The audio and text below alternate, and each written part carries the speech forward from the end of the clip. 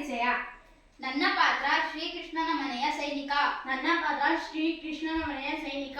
ನನ್ನ ಪಾತ್ರ ಸುಧಾಮನ ಮಗ. ನನ್ನ ಪಾತ್ರ ಸುಧಾಮ. ನನ್ನ ಪಾತ್ರ ಸುಧಾಮನ ಹೆಂಡತಿ. ನನ್ನ ಪಾತ್ರ ಸುಧಾಮನ ಮಗಳು. ನನ್ನ ಪಾತ್ರ ಕೃಷ್ಣ. ನನ್ನ ಪಾತ್ರ ರುಕ್ಮಿಣಿ. ಜೀವನದಲ್ಲಿ ಬರೀ ಕಷ್ಟಗಳೇ ಬರುತ್ತಿವೆಯಲ್ಲ, ಸುಖದ ದಿನಗಳು ಯಾವಾಗ ಬರುತ್ತವೋ ಆ ದೇವರಿಗೇ ಗೊತ್ತು. ಬಡತನ ನಮ್ಮ ಬೆನ್ನು ಹತ್ತಿದೆ, ಅದು ನಮ್ಮನ್ನು ಬಿಟ್ಟು ಹೋಗುವುದಿಲ್ಲ. ಬಡತನ ನಮಗಿರಲಿ, ಮನೆ ತುಂಬಾ ಮಕ್ಕಳಿರಲಿ ಎಂದು ಆ ದೇವರಲ್ಲಿ ನೀ ಬೇಡಿಕೊಂಡೆಯೋ ಹೇಗೆ? ಮಕ್ಕಳಿರಲಿ ಅಂದಿದ್ದು ನಿಜ, ಆದ್ರೆ ಅಮ್ಮ ಹಸಿವಾಗುತ್ತಿದೆ, ಊಟ ಕೊಡಮ್ಮ. ನನಗೂ ಹಸಿವು, ಊಟ ಕೊಡಮ್ಮ. ನೋಡಿದ್ರ, ಮಕ್ಕಳೆಲ್ಲ ಹಸಿವಿನಿಂದ ಕಂಗಾಲಾಗಿವೆ. ಪಾಂಡಿತ್ಯವನು ನನ್ನ ಗಂಡ ದುಡಿದು ತರ್ತಾನೆ ಅಂತ ತಿಳಿದಿದ್ದೆ. ಯಾವುದಕ್ಕೂ ಕಾಲ ಕೂಡಿ ಬರಬೇಕಲ್ಲ. ಅಂತೂ ಇಂತೂ ನಮಗೆ ಬಡತನವೇ ಗತಿ.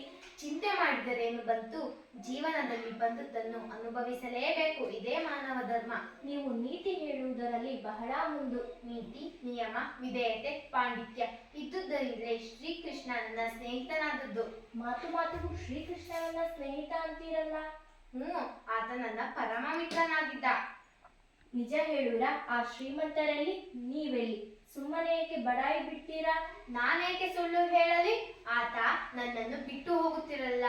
ಅವನನ್ನು ಕಂಡರೆ ನನಗೆ ಅಪಾರ ಪ್ರೀತಿ, ಗೌರವ, ವಿಶ್ವಾಸ, ಹಾಗೂ ನನ್ನನ್ನು ಕಂಡರೆ ಅವನಿಗೆ ಕೂಡ. ಅಂತಹ ಶ್ರೀಮಂತ ಸ್ನೇಹಿತನಿದ್ದರು ಇದುವರೆಗೆ ನೀವೇಕೆ ಅವರ ಬಳಿ ಸಹಾಯ ಕೇಳಲಿಲ್ಲ?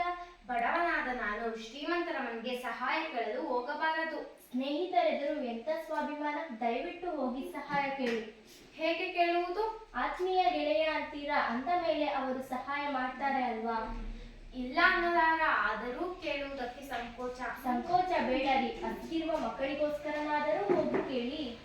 ಸರಿ, ಹೋಗುತ್ತೇನೆ. ಆದರೆ ಗೆಳೆಯನನ್ನು ನೋಡಲು ಬರಿಗೈಲಿ ಹೋಗಲ್ಲ. ಅವಲಕ್ಕಿಯಲ್ಲಿ ಸ್ವಲ್ಪವೇ ಉಳಿದಿದೆ. ಮಕ್ಕಳ ಉಪಹಾರಕ್ಕಾಗಿ ಏನೂ ಅಲ್ಲ, ಅದನ್ನೇ ಕಟ್ಟಿಕೊಡಲ್ಲ. ಹಸಿವು, ಅದನ್ನಾದರೂ ನನಗೆ ಕೊಡಮ್ಮ. ಸ್ವಲ್ಪ ನಡೆದುಕೋ ಕಂದ, ಈ ಅವಲಕ್ಕಿಯೇ ಬಂಗಾರವಾದೀತು. ಕಟ್ಟಿಕೊಡಲ್ಲ? ಸರಿ, ಹಾಗೆ ಮಾಡು.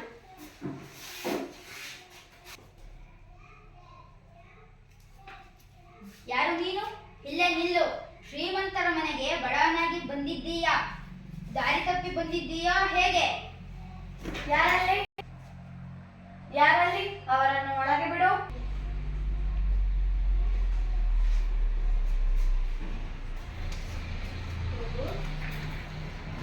ಸುಧಾಮ, ಯಾವಾಗ ಬಂದೆ? ಬಾ ಒಳಗೆ, ಕುಳಿತುಕೋ. ಏಕೆ ಸುಧಾಮ ಕಣ್ಣಲ್ಲಿ ನೀರು? ಇದು ಕಣ್ಣೀರಲ್ಲ ಕೃಷ್ಣ, ಆನಂದ ಬಾಷ್ಪ. ದೂರದಿಂದ ದಣಿದು ಬಂದಿದ್ದೀಯಾ? ಸ್ನಾನ ಮಾಡಿ, ಊಟ ಮಾಡಿ, ಸ್ವಲ್ಪ ಹೊತ್ತು ವಿಶ್ರಾಂತಿ ತೆಗೆದುಕೋ. ಅಷ್ಟು ಬೇಗ ನಿನ್ನನ್ನು ಹೋಗಬಿಡುವುದಿಲ್ಲ. ಬೇಡ ಕೃಷ್ಣ, ನನ್ನ ಊರಿಗೆ ನಾನು ಹೊರಡುವೆ. ಸುಮ್ಮನೆ ಬಂದ ತಕ್ಷಣವೇ ಹೊರಡಬೇಕಿದ್ದರೆ ಯಾಕೆ ಬಂದೆ? ಯಾರಲ್ಲಿ? ಸುಧಾಮನಿಗೆ ವಿಶ್ರಾಂತಿ ತೆಗೆದುಕೊಳ್ಳಲು ವ್ಯವಸ್ಥೆ ಮಾಡಿ. ನನಗೆ ತುರ್ತು ಕೆಲಸವಿದೆ, ಅದು ಮುಗಿದ ತಕ್ಷಣವೇ ಬಂದು ಬಿಡುವೆ.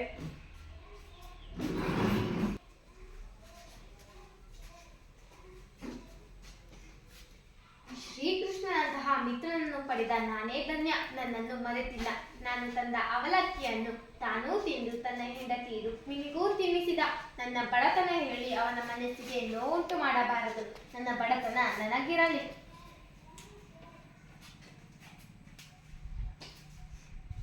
ಏನೇ ಯೋಚಿಸುತ್ತಿರುವೆ ಸುಧಾಮ?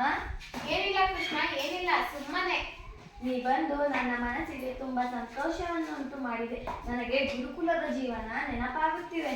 ಒಟ್ಟಿಗೆ ಊಟ ಮಾಡುತ್ತಿದ್ದೆವು, ಕೂಡಿ ಕಲಿಯುತ್ತಿದ್ದೆವು, ಕಟ್ಟಿಗೆ ತರಲು ಹೋಗುತ್ತಿದ್ದೆವು, ಗುರುಮಾತೆ ಕೊಟ್ಟ ಹೊರಗಡೆಯನ್ನು ತಿನ್ನುತ್ತಿದ್ದೆವು.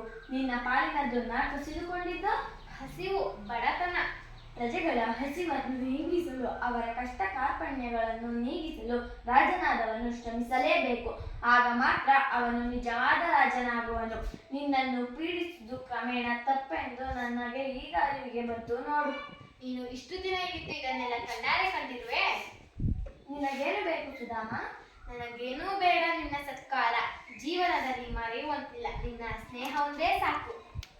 ಇನ್ನು ನನ್ನೂರಿಗೆ ನಾನು ಹೊರಡುವೆ ಕೃಷ್ಣ. ಇಷ್ಟು ಬೇಗ? ಅಲ್ಲಿ ಹೆಂಡತಿ ಮತ್ತು ಮಕ್ಕಳು ನನ್ನ ದಾರಿಗೆ ಕಂಗಾಲಾಗಿರುತ್ತಾರೆ. ನೀ ಇಲ್ಲಿಗೆ ಬಂದ ವಿಷಯ ಅವರಿಗೆ ತಿಳಿದಿದೆಯಲ್ಲವೇ? ಗೊತ್ತಿದೆ, ಆದರೆ ನನಗೆ ಮಕ್ಕಳದೇ ಚಿಂತೆ. ದಯವಿಟ್ಟು ಹೋಗಲು ಅಪ್ಪಣೆ ಕೊಡು ಕೃಷ್ಣ. ನಿನ್ನ ಇಷ್ಟದಂತೆಯೇ ಆಗಲಿ, ಹೋಗಿ ಬಾ, ನಿನಗೆ ಶುಭವಾಗಲಿ. ಅಂದ ಹಾಗೆ ನಿನ್ನ ಮನೆಗೆ ನನ್ನನ್ನು ಕರೆಯಲೇ ಇಲ್ಲ. ಪರವಾಗಿಲ್ಲ, ನೀನು ಕರೆಯದೇ ಇದ್ದರೂ ನಾನೇ ನಿನ್ನ ಮನೆಗೆ ಬರುವೆ. ಅಯ್ಯೋ ಬೇಡ ಕೃಷ್ಣ, ಬೇಡ, ನನ್ನ ಮನೆಗ. ಈಗ ಚಿಂತೆ ಬಿಟ್ಟು ಹೊರಡು, ನಿನಗೆ ಶುಭವಾಗಲಿ.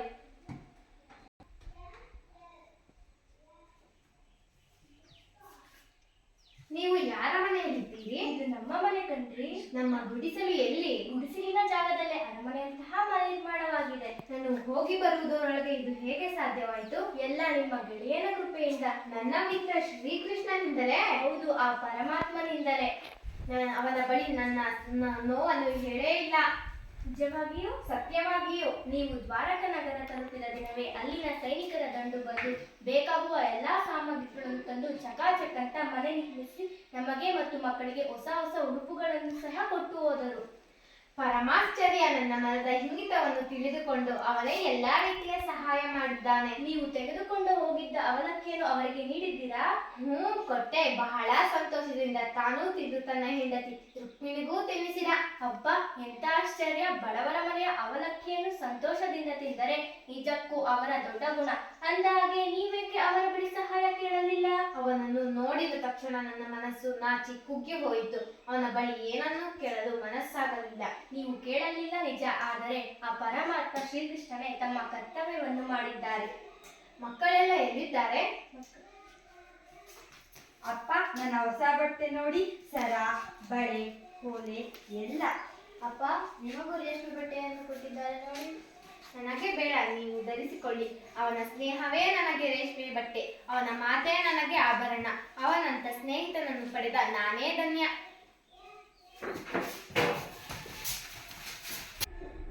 ಧನ್ಯ.